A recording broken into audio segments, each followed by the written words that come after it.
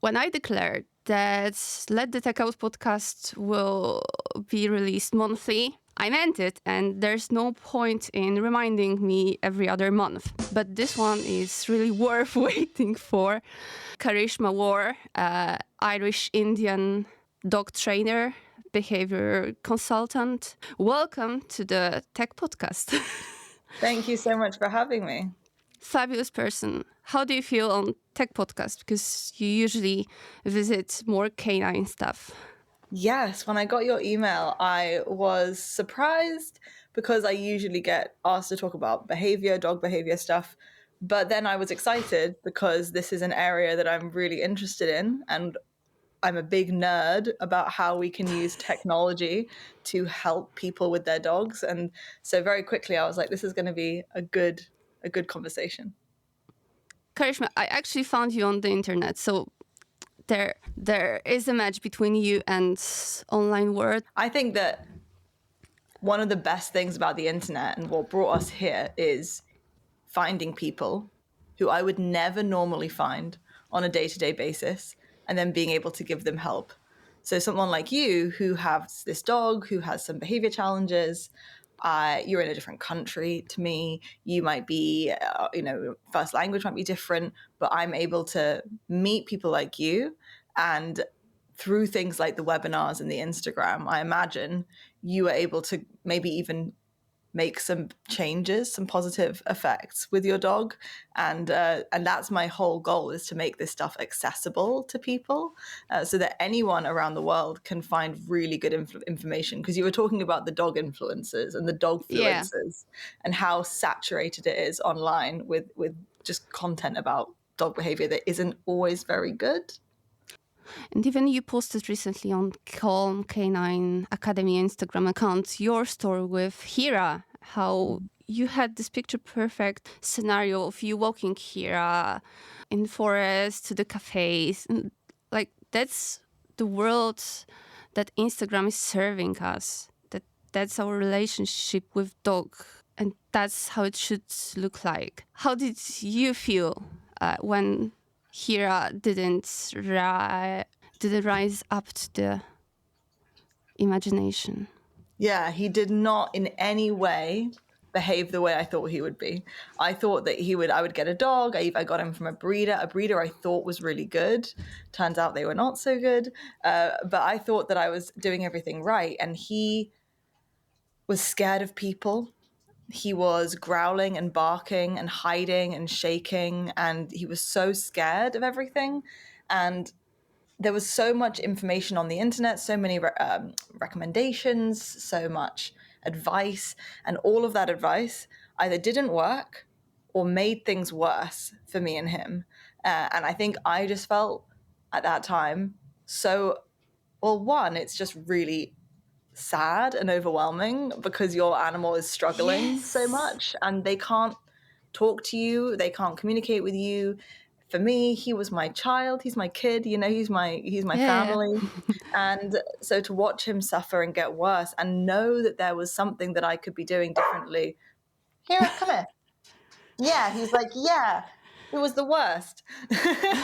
Knowing that I was probably not doing everything right and not knowing what to do was a real challenge for me. And things got worse with me and Hera for 4 years. So he Whoa, that's went a from lot. being a long time for things to get worse. And luckily, I am stubborn and I don't give up. But it was, lots of people hear that and go, gosh, how did you not just give up on something like that? And it's just like your kid, you don't give up, you Yeah. keep trying. And I kept trying new things, but being downhearted at the beginning of the process is actually a really common experience because people go online looking for support, looking for community, and they get the opposite. They actually, harm is done, or they're given poor information, or they're blamed for their dog's behavior in some way, right? People will be blamed by random people on the internet. And that's all things that I experienced as well in my journey with Hera. And honestly, it would have been very easy. And I understand why lots of people give up, because it's really hard to kind of go through that experience. But in the first scroll of Instagram, you're served so many obedient dogs that are constantly pet and they sit in the cafes, they roam on the beach, they play with other dogs, and they're so perfect. And I was like, what is wrong with me? You start blaming yourself in the process. You can't post such a beautiful reel on Instagram. And I think it's like porn. Yes, when you're watching porn, you're like, those actors are never tired. Like, I they're see. always happy, they're always satisfied. It's not explicitly consensual, but it is consensual because they're getting paid at the end of the day. Right. Like, and you're not satisfied with one video, so you scroll and search for another term, another category. So I think it's the same with Instagram and YouTube and all social media and our relationship with pets. Like, you scroll, okay, so this dog is playing with another one, this one is digging, and you can do this 24 hours a day. And those dogs don't need to eat, don't need to poo, don't need to sleep, get their health checked. So no responsibility. And when it gets to having your own dog, shit gets serious. Yeah. For real, it absolutely does. And I think you're mentioning what you're like circling around, I think, is this idea that like the internet isn't real, social media isn't real, media isn't real life.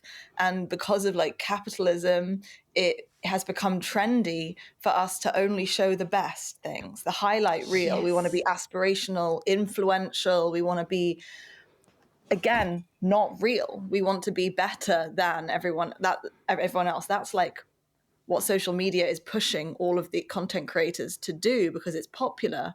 People are getting to the trend of watching it. It's also really dangerous. We see it in Yes. sex spaces like porn. We see it in spaces like beauty influencers and health influencers, how quickly it can go really wrong. And that's why on social media, for me, I try really, really hard because one of my biggest areas of influence and my biggest community is on Instagram. And Mhm. I try really hard to be really realistic with folks on Instagram. And I think that's a lot of what people are drawn to about my account because I've been working with my dog Heera for the last 5 years, very publicly on social media, the good, the bad, the ugly, the mistakes. Mhm. It's all up there. And I think lots of people look at that and go, oh, this looks more like my life. This actually looks more like my life because you're moving away when you see a dog on a walk or your dog is scared and you're helping Yes. them through that moment and it's not all butterflies and rainbows and sunshine. Sometimes it can be hard. And that's kind of what I try to do on Instagram. And honestly, like these days, Hira is amazing. Like Mhm. he's doing so well.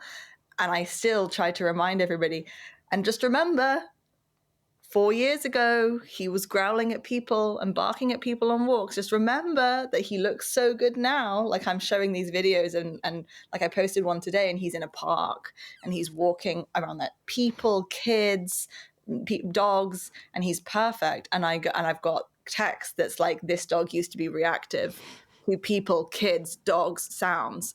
And to show people like, the reality is sometimes really challenging, sometimes really amazing. And then there's a spectrum all the way between, like there's a nuance is what's lost basically, isn't it, on the internet? So we have to remind ourselves that it's not real. And you can't take it for granted, totally. And it's not given you forever because there might be a trigger that flips everything around at some point. 100%. So at the end of that video, and I should probably maybe even make a follow-up post about this now you're talking about it, because Perhaps. at the end, at the end of the video that I posted at the end, like at the end of that video, he looks around over his shoulder because a child screams and he goes, "Who, what was that?" And then comes back to me to eat. And I cut that bit out because I was like showing off because it's a highlight reel, but I will probably post the end bit and be like, and look, he was so amazing, and then he had a little nervous moment and then he Mhm. recovered and he was fine. But you're so right, like, and he was great that day, but maybe 2 weeks in the future he'll have an ear infection and he won't be that great. And that's the reality of living, full stop. That's the reality Yeah. of living and being alive. That's basically with humans. With any animal, any human being, any living creature. The other thing that interests me wildly is that we like anthropomorphizing our dogs. People think that when the dog licks his lips, it's always he's hungry or he's in the mood for a treat. But he always plays with other dogs, like, spoiler alert, no. And so on and so on. And he loves unconditionally. He expresses guilt when you enter the house and he's soiled, for example. Mm-hmm. So all the human feelings and emotions. And this little piece of being alive just skips all conscious. He's not feeling great. Why would he behave accordingly? Why would he learn anything? Like, if you have a migraine or an upset stomach, are you eager to go to a party?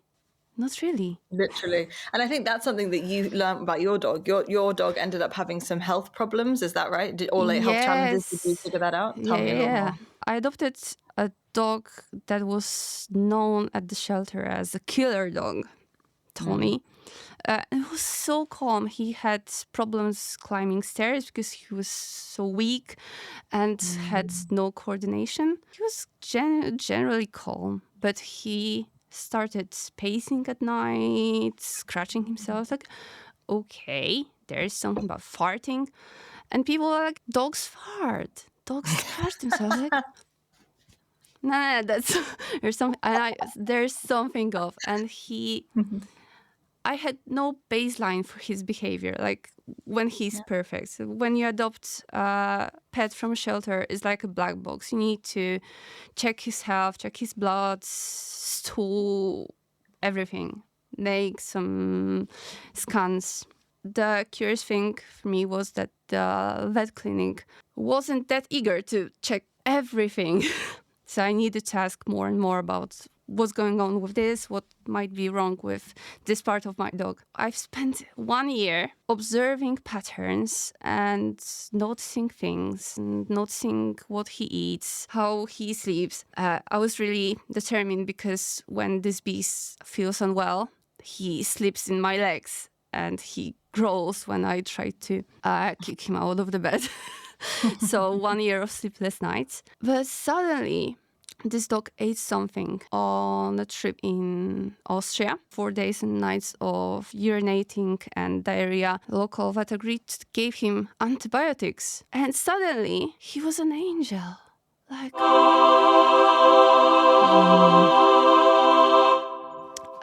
now we're almost done with our therapy and all of his GI issues are gone. I see he's got some allergies, but allergy is now a great umbrella term for any problem, any health issue or behavioral issue in dogs. And I'm so glad that I insisted on more testing. Absolutely. It's like today he managed to pass 2 Wislas, 2 Dalmatians with no sweat. Oh, that's incredible. And that's one of the big things that I talk about a lot on the internet, is about how health problems are related so strongly to medical challenges that are really hard to diagnose. And you're mentioning some things, you're saying like, that the vets were reluctant to do tests and that everyone was going, yeah, dogs are just like that. But you were thinking there's something wrong here, right? That is so Yeah. common, that experience. And the biggest thing that I think I have done in my career, probably, the single most impactful thing I've probably done is spreading awareness about canine behavior problems and the different things that can be underlying that. So like anxiety conditions, medical challenges, and giving people like you the confidence to go to your vet again and again and say, Yes. no, keep looking, no, keep looking. Because I've seen in my work thousands of times what you're talking about. The dog's just a bit off, Yeah. there's something wrong, their behavior is strange, and they find out something medical is underneath it, and within a week, within 2 weeks, within a month, the dog's magically different. And it is magic, because Yeah. it's as close to magic as we can get within within what we understand. These animals whose behavior is being impacted by these things like medical challenges. We solve the medical challenge, the behaviors go away. And that's where technology comes in, because I used to do one-on-one training sessions, or I'd teach a class in person, and I was really affecting the people that I was working with, but the numbers were small, you know? Hmm. I wasn't able to make that much change. And these days, I don't even know the change that I make, because I just put stuff out into the world, and the algorithm, in the magic of the internet and the magic of community on the internet does the work for me. The information gets to the people who need it, like you. And Hmm. it's exciting to me, because it's a way that I can like make change without working my ass off, without having to, not have a life. I want to make change, but I also want to not, I want to have rest. I want to spend time with my dog. I want to, play. And this is an amazing way. And I think it's the power of community kind of harnessed through technology. And that's something that really excites me. But health is not the only part. You developed a framework called Yes, Heal. health is not the only part. Uh, I'm constantly diminishing my yeah, work. It's one of my problems. But yeah, no, health is so important because it is I'm a here part to of this. remind you. Thank you, my love. I appreciate it. I do need it sometimes. Yeah, the health piece is just a part of what we do. So Yeah. we developed this framework called the HEAL framework. And our mission over the last few years has been to just try and get this information out to people as much as we can. And there's only so much we can do in webinars and live streams on Instagram, and a low cost membership that we have.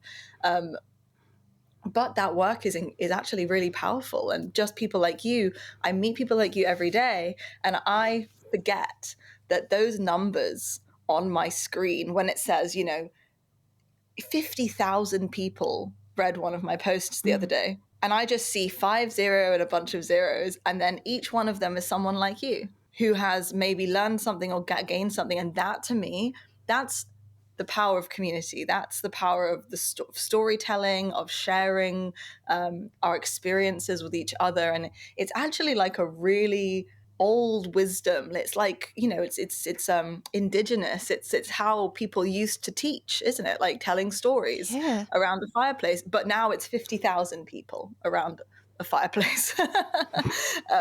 And it's amazing. And I'm excited for the next 10 to 20 years, because we can completely transform the way we teach people, the way we share knowledge, I think, using the technology that we've been developing. And I mean, social media can be used for real bad things. Like we talked about the dog influencers and how it can be really Yeah. dangerous.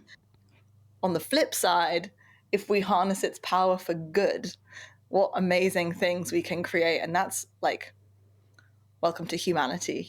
We can be really dangerous and not so fantastic, and then we can be amazing and creative and caring and loving.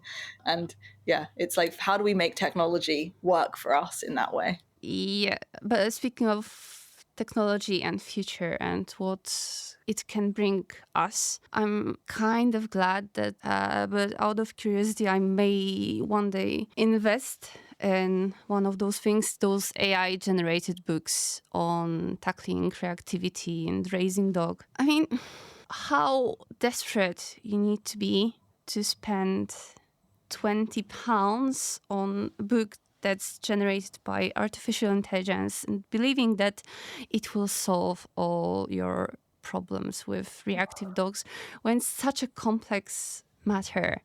And I guess I remember you were asked to help with developing such products.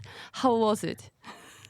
I've been asked to develop lots of these sorts of products over the years, especially when my Instagram account was blowing up and I was talking at conferences. I had lots of companies approach me to write books, to do websites, which will, have blogs. And the goal was always AI generated, make it, accessible, like make it really simple and easy. Since when is behavior simple and easy? I ask everyone. And I understand that it's hard to capitalize off something that has nuance and complexity and individualization. It's hard to make money off of that. And that's where the problems come in, because these AI generated books, they want to spend no money. They want to get the maximum profits from that product. And that's why it's cheap. And that's why there's one book that's going to address hundreds of thousands of dogs with hundreds of thousands of different behavior challenges. Absolute nonsense. Come on now, that's ridiculous. I don't think that anyone will gain much from those sorts of books. And it's the exact same thing as the dogfluencers on the internet who are saying 5 steps to curing my dog's reactivity. Absolutely not. There's no 5 steps to anything when it comes to animals as complicated as these dogs. And it's actually dangerous and misinformation to be spreading those things. Now it's absolutely allowed because there are no rules in the dog industry. Anyone can write anything and put it out there to the public. They can call themselves anything they want. They can say they're a dog behavior expert. They can say they're a dog trainer. There's no laws. It's unregulated. So that's why we have to be really careful when we're consuming information. Something like an AI generated dog book, good Lord, imagine, where is that AI getting its information from? It's a very, very dangerous thing to put out And there. you wouldn't pick a therapist based on AI, like your own human therapist. So why would you? But I wouldn't pick anything based off of AI at this point in AI's development. I'd be very careful before I pick anything to do with like biological organisms, like, anything to do with emotional safety, anything to do with therapy, anything to do with like, you got to be really, really careful. I understand that AI I don't want to diminish it. I use AI actually quite a lot in my work to help me make content and stuff like that. But there always has to be this human touch, this individual touch when there is behavior involved. And I think the thing that worries me about the bad parts of the technology and how it's shaping the dog industry are these things like dogfluencers who are sharing really poor information, really bad digital products. That could be AI products, things like AI generated dog books. I've seen apps for training, AI apps for dog training. Oh God, can you imagine? That's just not good at all. The damage you can do with bad behavior therapy and bad training is huge. So it's not like just give it a go and see how it is. What can go wrong? Actually, lots can go wrong. did you have cases like that? Exactly. So I think lots of people go, I'm not going on social media because it's so bad. I'm not using technology with my dog training practice because look at all these dogfluencers and AI books. And I say, no, I am using some technology because I need to provide people with a good alternative to this nonsense. And I need to be out there on the internet going to, hey, hello, everyone. Do you have a sensitive dog? Okay, don't go over there because that's really dangerous. Come here, come on, over here. Look at all this free information. Go enjoy. And I find that if I give to the community, I get back so much. People always say to me, like, why do you put so much out for free? Because I have a webinar library that has like 20 plus hours of footage in it on different behavior challenges. I have an Instagram I can confirm. I have an Instagram I've been running for like 4 years now, which is full of information. And people always say, like, how are you like giving it all away for free? And I'm like, I'm not giving it away for free. I'm sharing this information with the community and I get back clients. I get back people who are supporting us because they just know that what we're doing is good. You don't have to put it all behind paywalls. Like, there's so much that comes from giving to the community. And so I don't know, I'm a big fan of what social media can do that's positive, and I'm also very vocal about the things that aren't dangerous and that we have to be careful around. My response to I'm giving this for free is, oh, honey, nothing is for free right now. That too, right? Attention is valuable. Do you think that I'm not benefiting from you watching my video? Like, I am benefiting from you watching my video in many different ways. And yeah, people don't understand because it's not direct reinforcement, right? I'm not getting cha-ching money in the bank necessarily when someone watches my video, but I can see that these people watch my video and now I'm getting clients in my email being like, oh, I want to work with you. And those clients are really cool because they liked that post and they like who I am and they like what I'm doing. And so sometimes, as is always the case with behavior and organisms, it's complex, right? Like I can do something over here on social media and I can benefit in a totally different part of my life. And it's hard sometimes people to see those patterns, but I think people like me and you pick up on those patterns quite quickly. And do you want a client that is not cool, I doesn't agree used to with you, have and the it's worst clients. Oh my God. I don't want anyone to listen to that. But like years and years ago, almost 10 years ago, when I first started working as a dog trainer, I'd be exhausted at the end of the day because I was putting on, my perfect mask for all these people that I was working with. And I had to do that because those people would only listen to me if I did that, because they didn't want the kind of autistic, mask lesbian, swearing version of me. They wanted the, oh, hi, I'm a dog trainer version of me. These days, I don't care. I rock up in my living room. good for you. Yeah, and I'm not as tired at the end of the day, and I feel love towards my clients, and I get to meet amazing people like you who have so many shared interests and who I get along with immediately, and it's just changed my life. Honestly, it's been amazing. It's made me want to do my work every day. Whereas before I'd wake up and I'd be like, oh, I have to go spend an hour with that guy. I don't want to do that. Yeah, waking up, nah, not again. Not again. Yeah, exactly. But the irony of the AI books and all those apps is, and guilty as charged, I design digital products, so I'm basically doing similar things. All those AI generated books, products, apps, they know so much about human behavior and marketing, leveraging on that, and yet they're doing so much harm to. Yes. I went through the process of generating my AI book, and for a second I felt that this shit cares about me, like personally. It's amazing how they designed that, and we might even make a separate video about dissecting tricks used to sell you those books and why they're harmful. Yes, I would love to learn more about that, actually.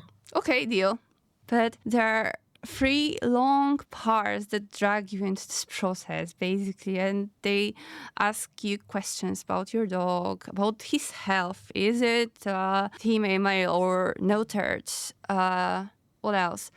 Is it a child for you or a friend or just a working animal? Where do you live? How much time can you spend working? It's like, okay, after many questions, I thought, oh, they might know a thing or two on dog. At the same time, those questions were so detailed. I thought, nah, maybe I've done something wrong on my way to generating the book. So I just put that aside. The minute I closed the tab, I got an email. 70% off just to purchase yours, Tisha and Tony. Okay, nah, I'll pass. How can you put a value to something that's so discounted and so machine generated, being a emotional human being and logical? Yeah. But one day I think I will invest and will dissect this book. I would actually be so interested in doing that, because one of my special interests over the last year has been marketing and communication, because I think of it in my head like human training. Like dog training is, how do I make changes to the environment, to the way I'm interacting with you, to change your behavior, right? To help you be the best. What our goal is to heal, to help them heal, to be the best versions of themselves. Okay, human training, how do I change the way I'm communicating with you to get you to watch my video, join my membership so that you can help your dog? How do I get you to trust me on the internet so that you will believe me when I tell you that your dog might be struggling with pain or something like that? So this has been an interest of mine, and I watch these AI books and I watch these Dogfluencers, and one of my personal interests is I dissect what's going on, and I go, okay, what is ethical and what is unethical? Like, what can I use out of this strategy that I think is not going to harm people? And then what about what they're doing is fucked up? because sometimes they're doing really gross stuff, like trying to make you feel Yes. bad or trying to manipulate you in a way that's really toxic and not fair. I don't want to act like that. So I think there's like a lot of good to be done actually in dissecting this information so that people can see what's happening when they're being Yes. interacted to like this. And then also then people like me can use it for good, some of it for good at least, to try and compete with these people, because that's what I struggle with. I go online, I have like 70 odd thousand people on Instagram, and I'll see a like AI generated dog book pop up on Instagram, and suddenly they're at 200,000 followers in like a few months. And I'm like, oh my God, what are you doing? How are you doing that? What are you doing to make that work? And You then throw money into the problem. you throw money. Is that, yeah, money is usually the answer that I find. And then they hire people who know how to catch attention, who know how to, make things go viral. And it's just very, very interesting to me. I think of it like human training, like how do we change the humans' behaviors and get them interested in us? There's one more thing to highlight when it comes to your work, your online work. You're basically doing therapy session one-on-one. Anyone interested in helping their dogs themselves, that works both ways. Go to canineacademy.com. It's not for everyone, just like other online therapy classes.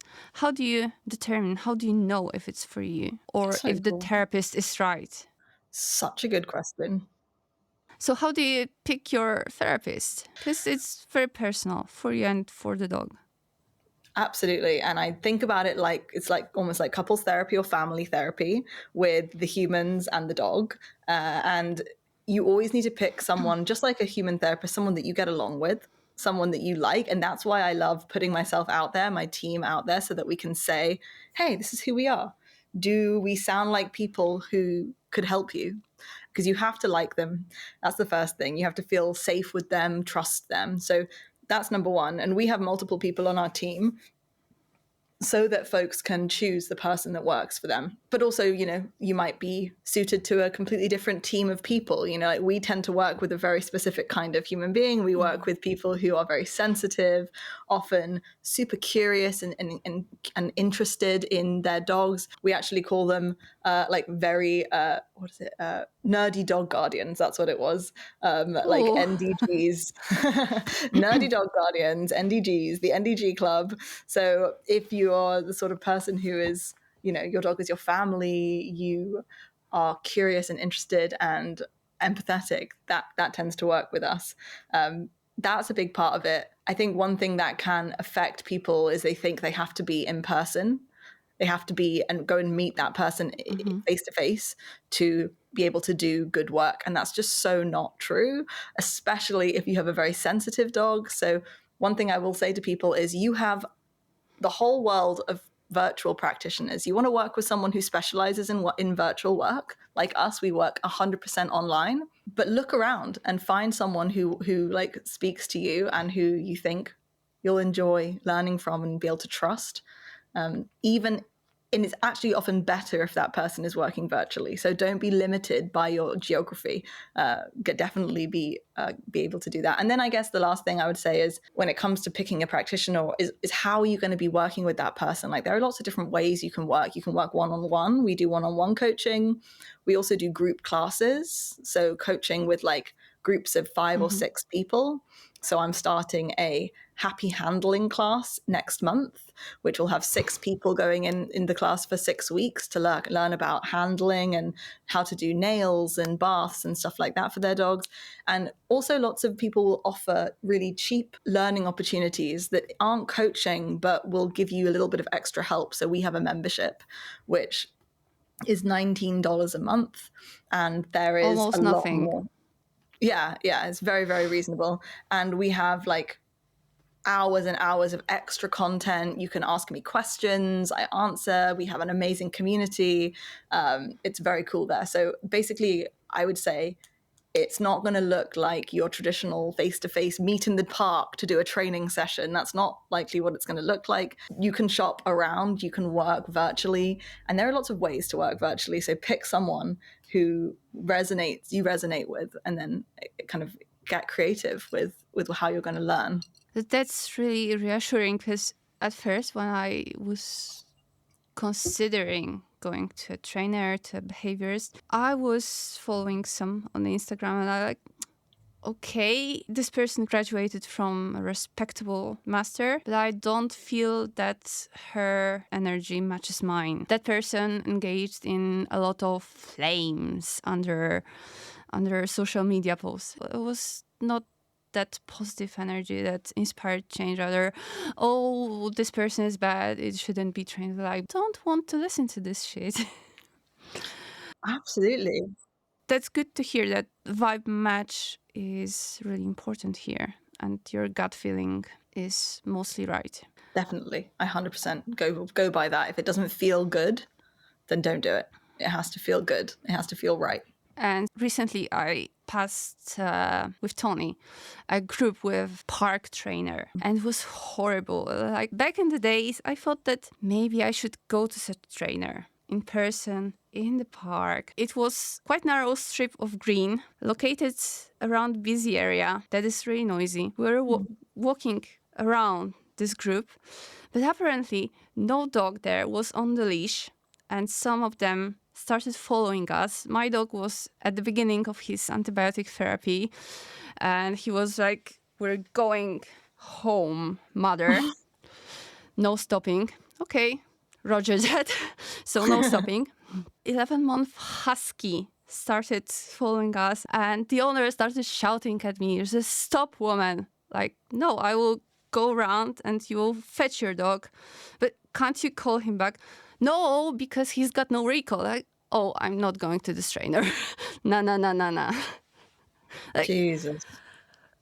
why this man picked this person? And the trainer did nothing to help those dogs manage situation. So, Well, that's and you, we're back again to this unregulated industry where literally anyone can do this. And listen, I'm not saying every in-person training is bad. That's yeah, absolutely not true. I have colleagues who I love and respect who do amazing sessions in person, even in parks. It does not look like that. That's a hazard. That's actually a yes, nuisance to the community. Like, if I were to go out and do that, or and I've seen people do that, but if I were to go out and do that, I'd be like, oh my God, I messed up so bad. I can't believe I did that. I need to make sure that doesn't happen again, right? Like, that would be my response. And the fact that that person didn't understand that shows just how much you have to be careful about who you listen to, who it is that you trust with your dog and their experiences and their behavior. your dog, your behavior, your emotional health, your money, The safety of your community. basically your health, because you might bring your dog to the brink of aggression. I've seen it all the time, and I'm often the third dog trainer, fourth dog trainer people see. And people often go, how long does it take to work when you're working with clients? I'm like, sometimes 6 months minimum a lot of the time. 2 or 3 of those months is undoing all of the garbage that has happened before. Sometimes I'm working for 6 whole months, just damage control, because of what other professionals or what people have learned in these books or online. And I'm coming in and going, oh my God, we started off in a challenging position. Now we're 5 steps back, and we have to get back to just zero.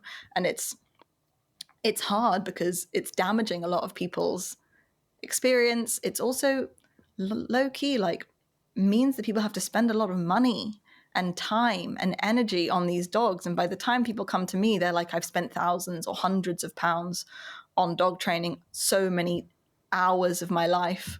And then now you're asking me to pay you to help with this. And I'm like, I know, man, it sucks. I'm so sorry. I wish I could change it. And that's why I do all the free stuff, because I understand that we are in a really shitty situation and we need to do everything we can to help our community, because otherwise people can't do it. We can't take care of these dogs. It's too hard. And yeah, that's a whole nother conversation, is whether we should be adopting dogs like this out and stuff like that. But it's not easy. at all, honestly. Bottom line is there's no one easy and reliable, obvious way to help your dog and to help yourself understand what's going on in the small head. You can do good online and offline, and you can find a lot of harm without the help of technology. Totally. Yeah, absolutely. I think we should wrap here. Yeah, it's feeling like a nice natural conclusion. I think one I'll just finish with my last little thing here is that, like, if you do have a sensitive dog, a dog who's displaying really challenging behaviors, there are going to be lots of people out there who offer quick fixes, cheap solutions, you know. And I think we all know that real transformation and healing and learning doesn't happen in an app or a downloadable book. Maybe you can learn something from those things, but that's not it. That's not your answer, your panacea. That's not your one thing. And you're going to be on a journey that might take a little bit of time. So learn, enjoy, find people who you enjoy learning from, and there's amazing things that can happen with these dogs. Like, it's a little challenging to find the right information, but it's worth it. So keep looking and you'll find it, and you'll be able to make amazing progress with them. And look for technology, if you're tech savvy, that will help you and not cause more harm inadvertently. Yeah, find like things that are safe to use. There can be gadgets that help you on your way, like Tractive, I believe, that monitor your dog's health and maybe give you some indicators that your dog's not sleeping well or something is wrong, but it's still not the ultimate. I agree. I think that part of the nuance of this conversation is that there are some technological gadgets that will be helpful, like, for example, like you said, tracking and data analysis. Like, I often use things that will track how much my dogs move, how much they sleep, etc., health data. Also, like, cameras for observation and for things like that. You know, there's lots of different things. I'll often put little baby cameras in houses with dogs that I want to watch, and little things like that. There's so many ways and things that can be helpful. There are also things that are definitely not going to work, you know, like magic anti-barking devices, and things like that. You know, we got to be smart and discerning here about what makes sense and what sounds too good to be true and sounds a little bit dodgy. For help whenever Absolutely. you go to Canine Academy, check out their 1 free week of platform and community exploration. Follow them on Instagram and YouTube. But also follow Let the Tech Out, please. Yes, follow Let the Tech Out for sure. Thank you for coming. It was Thank a pleasure, you so and much. I'm looking forward to further projects together. Yes, I had such a great time. Thank you so much. So stay tuned, everyone. We're not done here. Have a great time. Bye. Bye. Thank you, love.